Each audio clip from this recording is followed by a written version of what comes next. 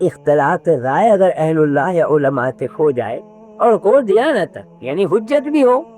کوئی مذاق نہیں، لیکن بے ادبی یا تمسخر یا تضحیق یہ کسی حالت میں جائز نہیں، اس لیے کہ بہرحال وہ عالم دین ہے، جس سے آپ اختلاف کر رہے ہیں اس کا مقام اور منصب نیابت رسول کا ہے، وہ نائب رسول ہے، اس کی عظمت واجب ہوگی۔ آپ امام ابی حنیفہ کے فقہ پہ عمل کرتے ہیں، 50 مسئلوں میں خلاف کرتے ہیں امام شافعی، لیکن ادنا درجے میں بے ادبی ذرہ برابر امام شافعی رحمہ اللہ کے قلب میں نہیں آ سکتی مومن کے۔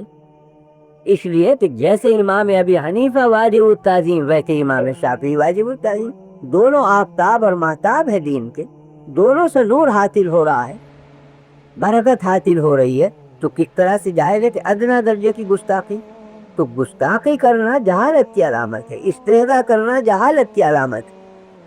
موسیٰ علیہ السلام نے جب نصیحت کی ہے قوم کو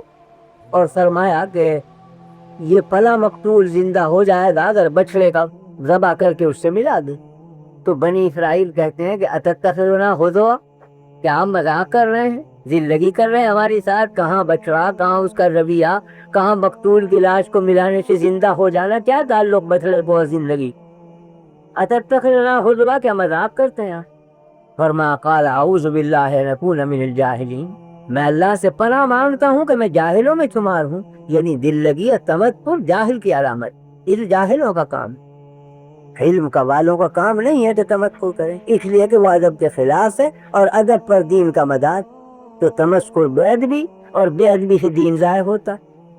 تو ایک ہے رائے کا اختلاف، ایک ہے کسی عالم سے مسلک کا اختلاف، لیکن ایک ہے اس کی بے ادبی۔ اختلاف جائز ہے، بے ادبی کسی حالت میں جائز نہیں۔ میں نے حضرت مولانا تھانوی رحمۃ اللہ علیہ کو دیکھا، مولانا احمد رضا خان صاحب مرحوم سے بڑا اختلاف، بہت سی چیزوں میں اختلاف، کہیں قیام کے مسئلے میں، کہیں عرس کے، کہیں میلاد کے، لیکن جب مجلس میں ذکر آتا تو فرماتے مولانا احمد رضا خان صاحب مرحوم، یہ فرماتے۔ ایک دفعہ مجلس میں بیٹھنے والے ایک شخص نے کہیں بلا مولانا کے احمد رضا کہہ دیا،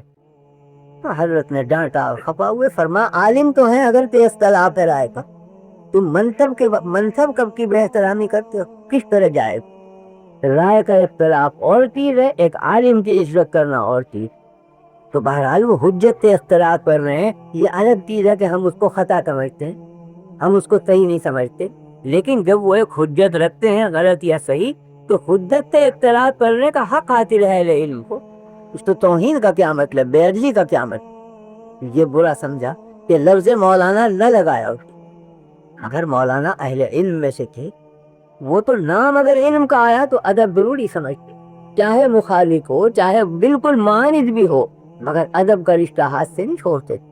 میں نے سنا واقعہ حضرت مولانا محمد قاسم صاحب رحمۃ اللہ علیہ نانوتری کا، کہ دہلی میں قیام تھا تو حضرت کے خدام میں تھے،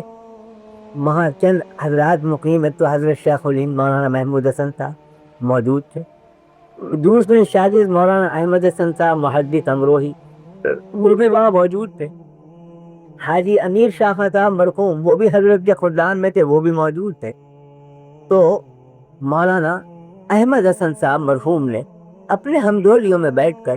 یہ فرمایا کہ بھائی دلی میں لال کنویں کی مسجد کے جو امام ہیں ان کی قرات بہت اچھی ہے، تو چلو کل صبح کی نماز ان کے پیچھے پڑھیں گے، قرآن شریف بہت اچھا پڑھو۔ تو شیخ الہند رحمۃ اللہ علیہ نے غصے میں فرمایا کہ تمہیں شرم نہیں آتی بغیرت، وہ ہمارے حضرت نانوتری کی تکفیر کرتا ہے وہ امام، ہم اس کے پیچھے نماز پڑھیں گے؟ جب وہ حضرت مولانا کو کافر کہتا ہے ہم نہیں پڑھیں گے ایسے شخص کے پیچھے نماز، اور کوئی بڑا سخت لہجہ اختیار، یہ جملے حضرت نانوتری کے کان میں پڑے۔ تو اگلے دن حضرت نانوتری رحمۃ اللہ علیہ ان سب شاگردوں کو لے کر اسی مسجد میں پہنچے صبح کی نماز پڑھنے کے لیے، اسی امام کے پیچھے جا کے نماز پڑھی۔ نماز کا جب سلام پھیرا تو چونکہ لوگ اجنبی تھے یہ، تو نمازیوں نے دیکھا کہ بھئی یہ ہیں تو کچھ علماء صورت مگر ہیں اجنبی، تو کچھ گوئیاں ہوئی کون ہے معلوم ہوا کہ تو حضرت مولانا فاطم صاحب اور یہ ان کے شاگرد مولانا شیخ الہند محمود حسن صاحب ہیں، اور یہ مولانا احمد حسن محدث امروہی ان کے تلمید ہیں۔ اب امام کو سخت حیرت ہوئی کہ میں تو انہیں رات دن کافر کہتا ہوں اور یہ نماز پڑھے آ، تو خود بڑھے وہ امام اور کہا کہ حضرت میں آپ کی تکفیر کرتا تھا اور میں آج شرمندہ ہوں کہ آپ میرے پیچھے نماز پڑھیں، حالانکہ میں نے آپ کو قاتل کہا، فرمایا مجھے قدر ہے آپ کے قاتل کہنے کی، اور میں آپ کی اور زیادہ عزت بڑھ گئی میری نگاہ میں کیونکہ آپ نے قاتل کہا مجھے، کیوں؟ اس واسطے کہ آپ کو یہ روایت پہنچی کہ میں توہین کرتا ہوں رسول اللہ صلی اللہ علیہ وسلم کی، تو آپ کی غیرت ایمانی کا یہی تقاضا تھا کہ آپ مجھے قاتل کہیں۔ ہاں البتہ شکایت اتنی ہے کہ وہ روایت غلط پہنچی، روایت کی تحقیق کر لینی چاہیے تھی کہ میں نے کی ہے توہین یا نہیں، لیکن بہرحال تکفیر کی بنا ہے توہین رسول، اور توہین رسول جو مسلمان سنے گا تکفیر واجب ہے کرنا، کہ وہ قاتل کہ وہ دائرہ اسلام سے خارج ہو گیا جو توہین کرے نبی کریم صلی اللہ علیہ وسلم کی۔ تو فرمایا میں نے دل میں قدر ہے آپ کی قوت ایمانی کی کہ آپ نے مجھے قاتل کہا، اس لیے کہ آپ کو یہ خبر پہنچی کہ میں توہین رسول کرتا ہوں۔ ہاں شکایت اتنی ہے کہ آپ تحقیق کر لیتے کہ یہ خبر صحیح ہے غلط، تو میں عرض کرنے آیا ہوں کہ یہ خبر غلط ہے، اور میں ان اس شخص کو دائرہ اسلام سے خارج سمجھتا ہوں جو ادنیٰ درجے میں بھی توہین کرے نبی کریم صلی اللہ علیہ وسلم کی۔ اور اگر آپ کو یقین نہ آئے